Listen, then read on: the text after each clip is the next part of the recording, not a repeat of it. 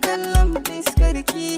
gani nan gaki, zancen da zan yi ya zarce na baki, a rai nake jinki, daga na tuno ki kamshinki nake bi, na zo na iske ki, lamarin kina da ban mamaki. Kowa yana yawan halinki,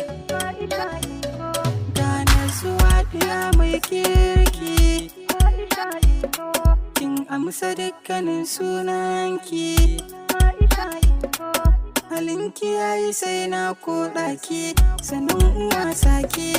kisa a zuciya bani barinki, zan yi da burinki, komai kike biɗa zan yi a kanki, ki san ina son ki, fara'ar kishi yake bayyana kanki, ko babu jan baki, sai na yabe ki gun tarbiyya, kafin na zo batun alkunya, zan baki ba da kai kan hanya, komai kike da kyawun niyya,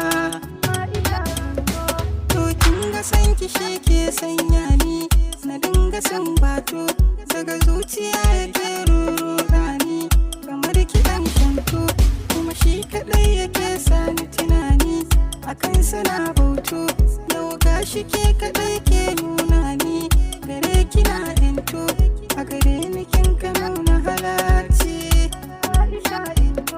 zan baki rai ya zama tukwici, ƙauna kika yi mai inganci, lamarin ki baki sa ha'inci, ke ce ta faru gona ko yaushe, kin zamo ƙarshe, auren ki zuciya ke wa hasashe, ki kyale ɗan kushe, duk inda nai da so zana a kunshe, ido ya tattoshe, ya kama zuciya ya mata tushe, karki ya rushe, ke zuciya ta yi wa gurbi, kan ra'ayinki bani da zaɓi,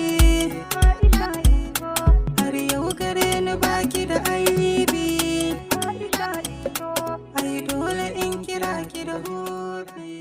Aisha Indo.